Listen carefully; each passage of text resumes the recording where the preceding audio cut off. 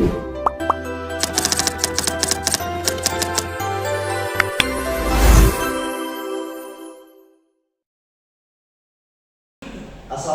warahmatullahi wabarakatuh. Waalaikumsalam warahmatullahi wabarakatuh.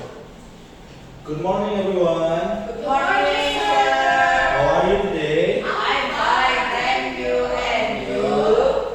I'm fine too, thank you. Before we start, let's pray together. Masih nomor tajam, bisa dibantu untuk berdoa. Baik teman-teman, sebelum kita mulai mari kita berdoa terlebih dahulu. Berdoa dimulai. Berdoa selesai. Ya, terima kasih Mas Imam. Sebelum memulai pembelajaran, bisa dicek kanan kirinya terlebih dahulu. Adakah sampah-sampah yang tertinggal ataupun sampah-sampah yang jatuh?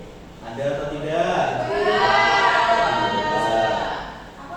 Lalu boleh dicek kanan kirinya adakah teman-teman yang tidak masuk atau masuk semua? Masuk semua, alhamdulillah.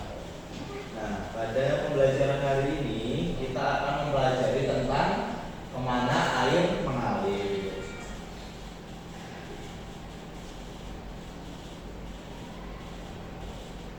Sebelum itu, mari kita menyanyikan lagu nasional atau memberikan sikap nasionalis kita. Mari kita bisa berdiri. Stand up, please.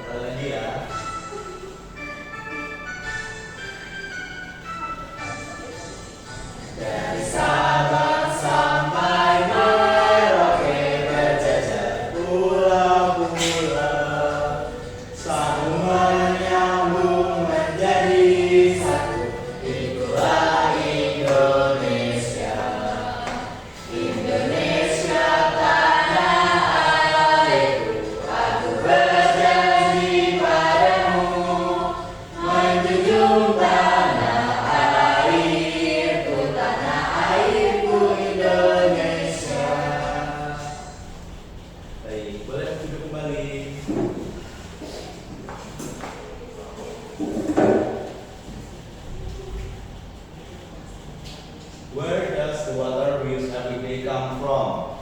Dari mana air yang kita pakai sehari-hari itu datang? Air hujan, sumur, air laut.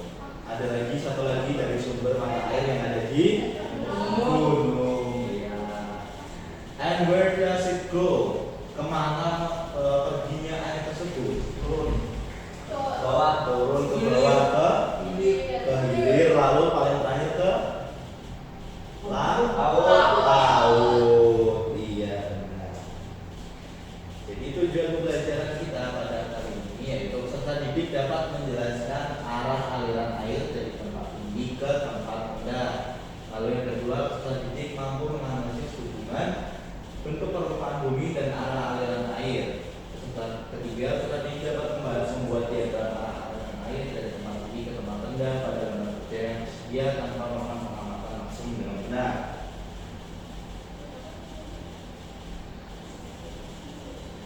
Di sini Bapak ada video pembelajaran tentang banjir bandang. Bisa dilihat terlebih dahulu. Hujan deras berjam-jam menyebabkan arus sungai yang mulanya tenang berubah menjadi banjir bandang. Saking kuatnya arus banjir, bangunan dan jembatan roboh, warga melakukan hilang kesan.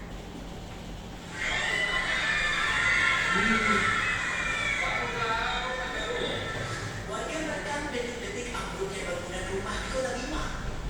Bantaran sungai terus banjir bandang, membuat bangunan di atasnya ambrol. Apa yang terjadi pada video tersebut, anak-anak? Rumah ambrol. Rumah ambrol gara-gara apa? Banjir bandang. Banjir bandang. Iya. Ada yang tahu nggak kenapa bisa terjadi banjir bandang ataupun longsor? Karena tidak ada resapan air. Tidak ada resapan air. Benar.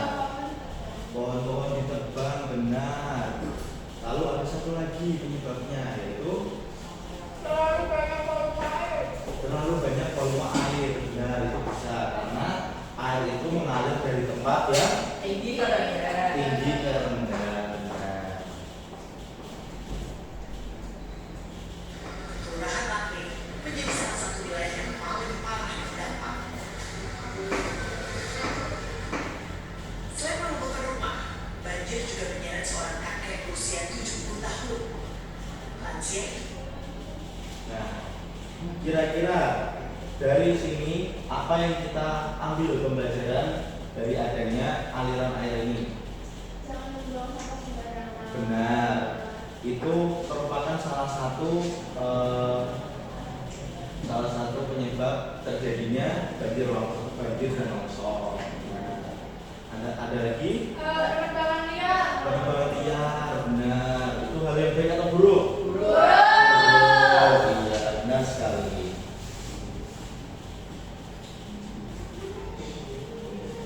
Nah, di sini Bapak ada LKPD. Kita akan mengerjakan LKPD. Bapak akan bagi menjadi 2 kelompok. Satu kelompok berisi 3 orang. Dimulai dari Sabrina sampai Anya, lalu maksimal sampai Sabrina Alifah Nisa.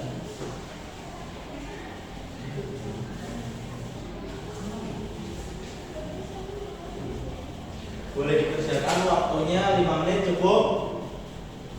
Cukup.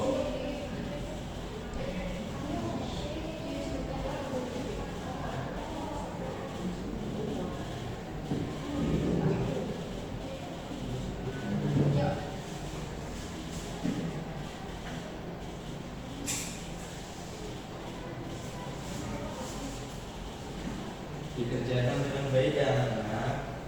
Jika ada kesusahan boleh ditanyakan.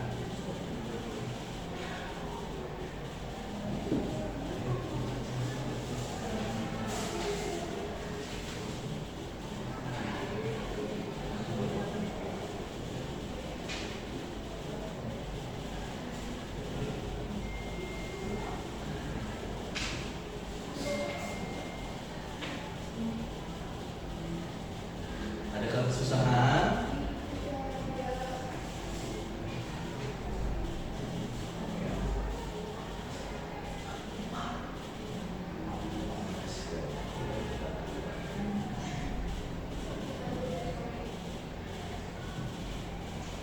Apakah sudah selesai semua anak-anak? Sudah? Baik.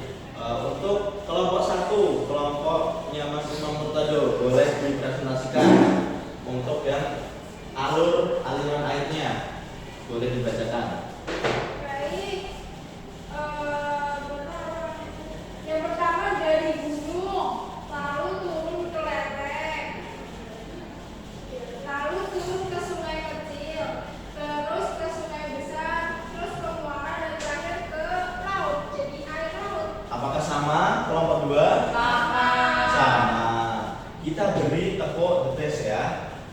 Ya. 1, 2, 3. Tepuk The best. I am the best. You are the best. We are the best. I am the best. You are the best. We are the best. Yes, yes. Baik, terima kasih kelompok 1. Sekarang kelompok 2 menjawab soal-soalnya ya. Apa yang terjadi jika saluran air atau aliran air terhambat oleh sampah? Jika aliran air terhambat oleh sampah, maka aliran tersebut akan mampet dan akan menyebabkan banjir. Iya, benar. Kelompok 1 sama jawabannya? Sama. Sama. Ya, lanjut nomor 2. Mengapa air tidak mengalir ke tempat yang lebih tinggi? Dikarenakan adanya gaya gravitasi, Pak. Ya, benar. Kelompok 1 apakah sama? Sama. Iya. Tambahan Pak, karena air itu mengalirnya tuh dari hulu ke hilir. Iya, benar sekali ya. Kelompok 2 sudah benar jawabannya semua ya, sudah pintar semua anak Bapak. Ya, mari kita lanjutkan ke ice breaking dulu. Ayo semua anak boleh berdiri dulu ya. Stand up please, stand up semua anak berdiri. Kita akan melaksanakan senam ya, biar boy semangat ya.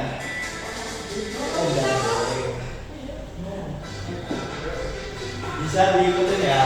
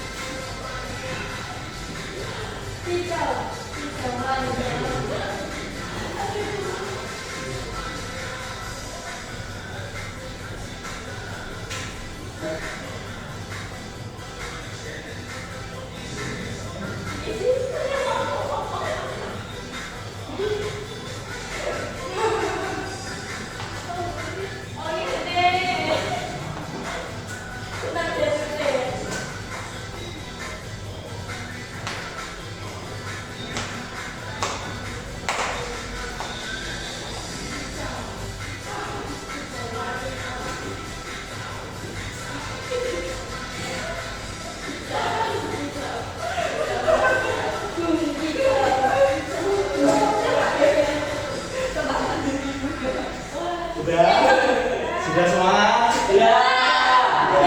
Boleh duduk lagi, sudah please. Sudah semangat ya. Kita lanjut ke pembelajaran. Yang kita pelajari hari ini yaitu aliran air. Ada yang mau membantu membacakan? Ya, banyak. Aliran air adalah pergerakan air dari satu tempat ke tempat lain, biasanya di daerah yang lebih tinggi, berbeda yang lebih rendah. Aliran ini terjadi karena adanya gravitasi yang menarik air ke bawah.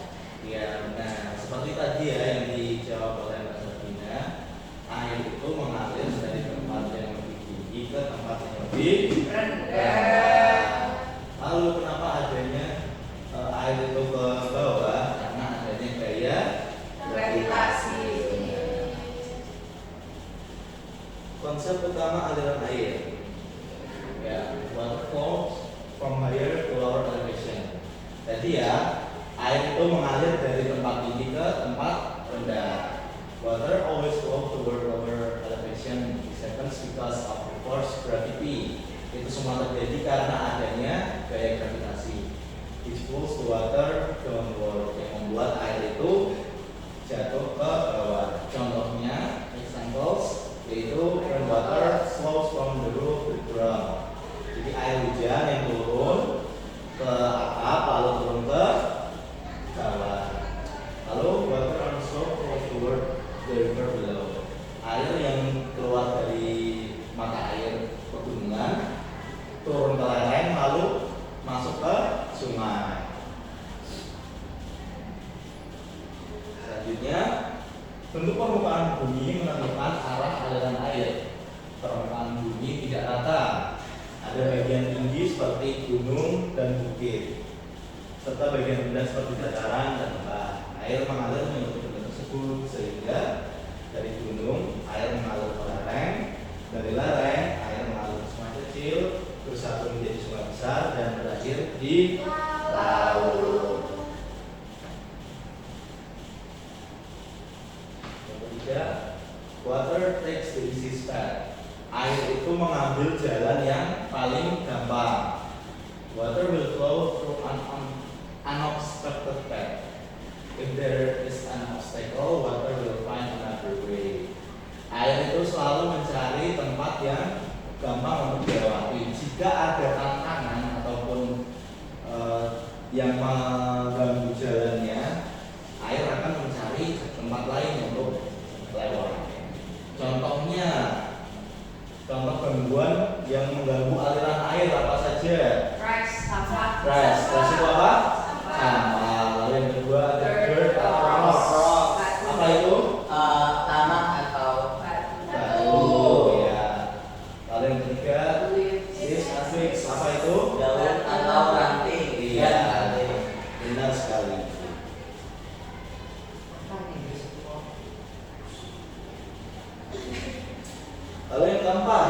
volume dan kekuatan aliran air berbeda-beda. Semakin banyak air yang mengalir, semakin kuat dorongan alirannya. Contoh, hujan lebat menyebabkan aliran air lebih cepat dan deras. Hujan titik-titik membuat aliran air kecil dan lambat. Tentang alam yang pertama, Mbak Isa yang dibacakan. Baik, yang pertama ada pegunungan atau dataran tinggi. Titik-titik tertinggi di permukaan bumi daerah ini sering menjadi sumber air karena air tanah naik ke permukaan. Air dari pegunungan mengalir ke bawah menuju daerah-daerah, contohnya mata air dari gunung. Iya, jadi yang paling pertama yang menjadi sumber air mengalir itu yaitu pegunungan atau bahasa Inggrisnya apa? Gunung?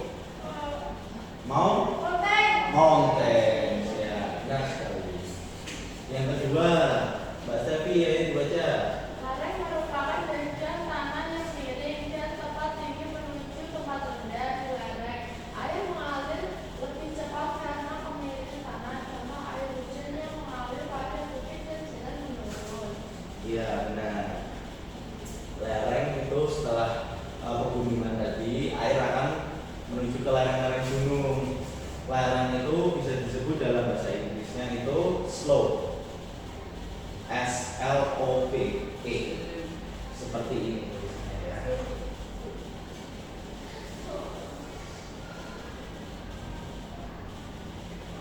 Slope artinya lereng. Paham anak-anak? Paham.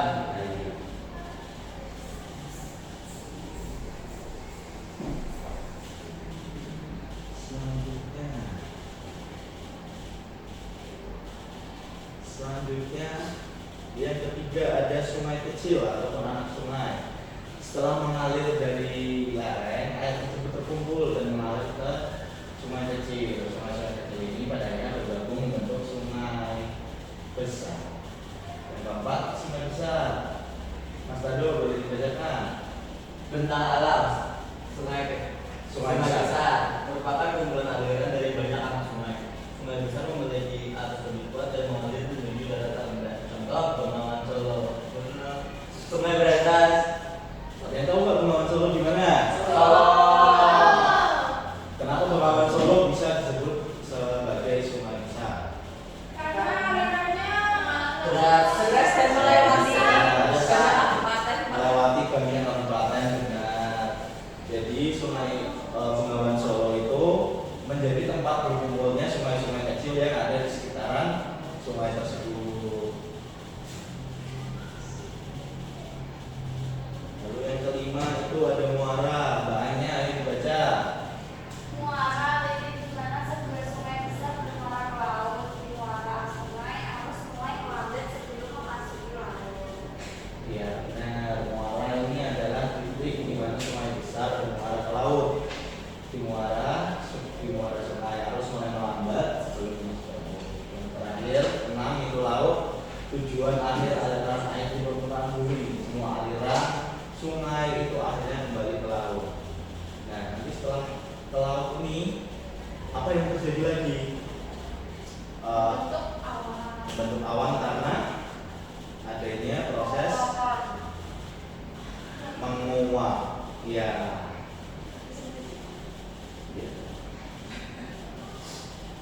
Nah, ini adalah ringkasan jalur air. Tadi apa saja? Mulai dari awal, gunung atau disebut mountain. Lalu slope. Slope itu apa tadi? Lereng. Lalu river atau sungai-sungai kecil. Selanjutnya river, sungai besar. Lalu kelima, estuary. Apa itu estuary? Muara. Yang terakhir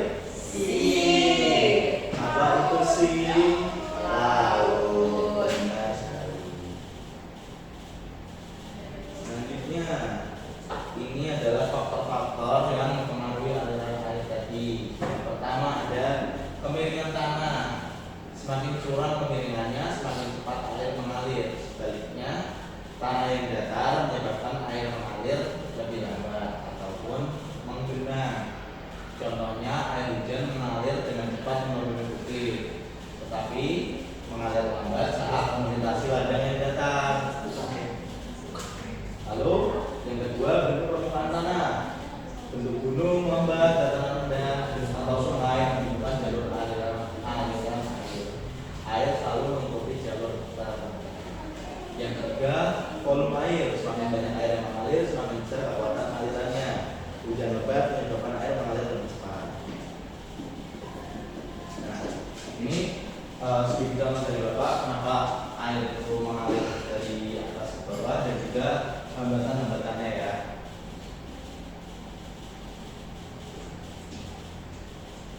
Misal di sini kita ada beberapa gunung. Nah, semua bermulai di pegunungan ataupun sumber airnya tersebut. Nah, di gunung itu ada Air. lereng. Lereng gunung Mbak Sabrina. Baik, Pak. Dari lereng tersebut air hujan dan sumber-sumber air itu masuk ke sungai kecil. Dari sungai kecil ini nanti masuk ke sungai yang lebih besar lagi.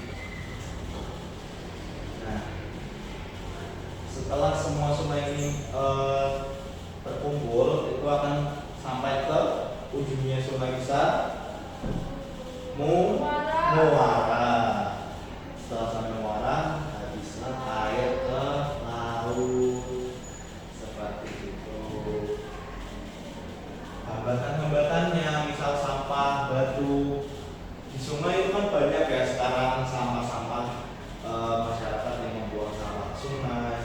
Nah, itu bisa menyebabkan terhambatnya aliran air itu sendiri.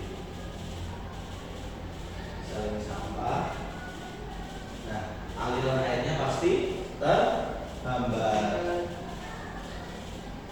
Lalu yang kelima, jenis dan kondisi tanah. Tanah yang keras membuat air sulit meresap sehingga aliran permukaan lebih kuat. Tanah yang gembur atau berpasir membuat sebagian air meresap ke dalam tanah sehingga aliran permukaan lebih kecil. Yang keenam, terakhir, membedakan Mbak Sabrina Lipat-Nisa. Tanah. Untuk menambah keadaan lingkungan yang bersih memudahkan aliran air. Namun jika saluran air tersumbat, air dapat meluap dan menyebabkan banjir. Contohnya itu selokan penuh sampah membuat air tidak dapat mengalir dengan lancar. Baik, terima kasih Mbak Sabrina. Baik, itu pembelajaran kita hari ini. Paham semua anak-anak? Paham. Paham.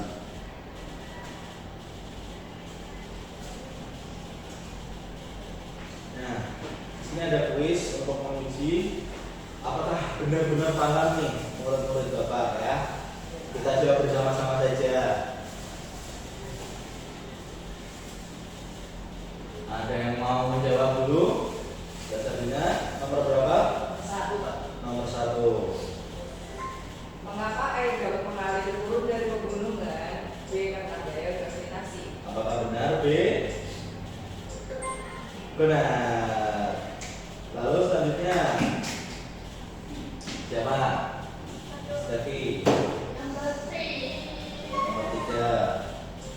Salah satu faktor yang membuat aliran air menjadi lambat adalah C. Saluran sampah. Saluran penuh sampah. Benar. Ya, benar sekali. Lanjut. Ayo, nomor 5 nggak bisa.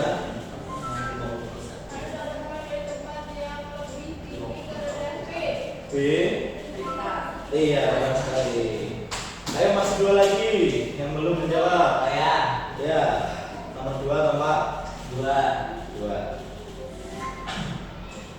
Ketika tanah datar dan banyak hambatan, maka aliran air akan lebih lambat. Berhenti mendadak. Berhenti mendadak.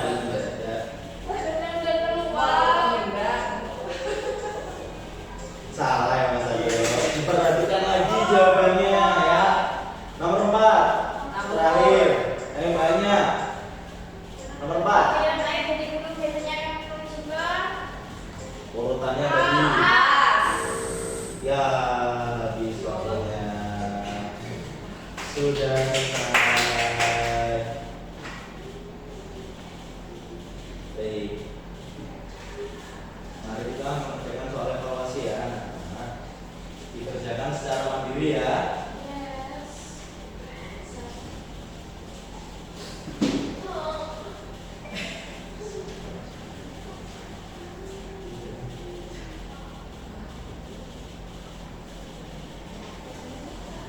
Kerjakan dulu ya, Nak.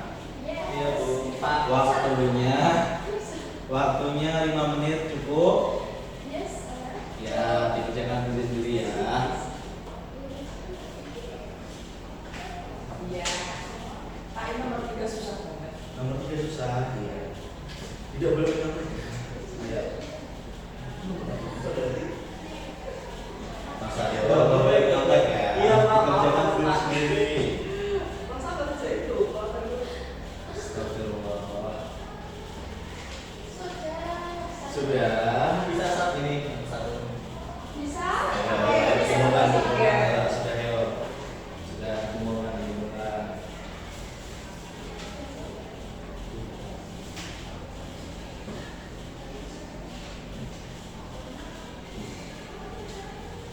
Baik. Soal evaluasi ini akan Bapak teliti terlebih dahulu.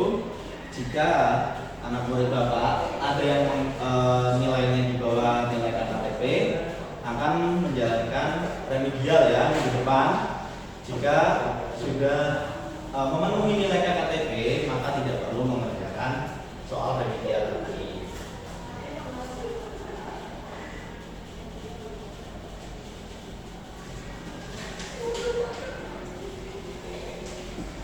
Di sini Bapak ada refleksi pembelajaran, bisa diisi satu persatu. Bisa diisi satu persatu. Hari ini bagaimana pembelajarannya? Di sini ditulis namanya, nama, kelas, tanggal. Lalu di sini ditentang perasaannya setelah mempelajari materi hari ini. Apakah senang, senang. happy, sedih, marah. Lalu hari ini bisa ditulis, hari ini aku merasa apa. Lalu aktivitas kesukaanku hari ini dalam pembelajaran tadi. Hal baru yang aku pelajari hari ini dan esok mau apa yang aku pelajari. Bisa ditulis, bisa dikerjakan dulu. Sudah? Sudah. Sudah ini. Sudah, Pak.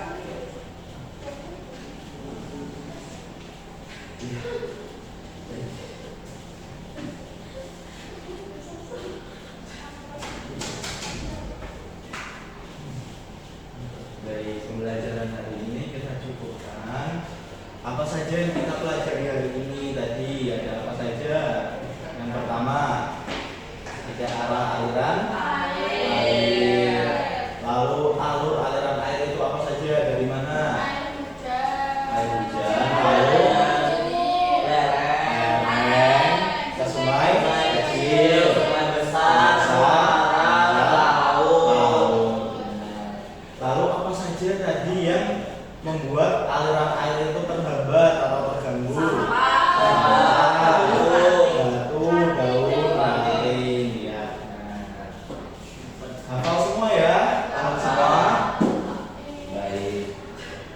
Jika seperti itu, mari kita sudahi pembelajaran hari ini. Mas Mortado boleh dibimbing untuk berdoa. sebelum mengakhiri mari kita berdoa. Berdoa selesai. Baik. Pembelajaran hari ini kita cukupkan ya. Ya, Eh, Pak. sebelum pulang, alangkah baiknya dicek lagi bawaan barang-barangnya, adakah semoga tidak ada yang tertinggal. Hati-hati di jalan. Saat pulang, jika belum dijemput boleh menunggu terlebih dahulu. Stay healthy, be happy. Salam hangat untuk orang tua di rumah. Wassalamualaikum warahmatullahi wabarakatuh.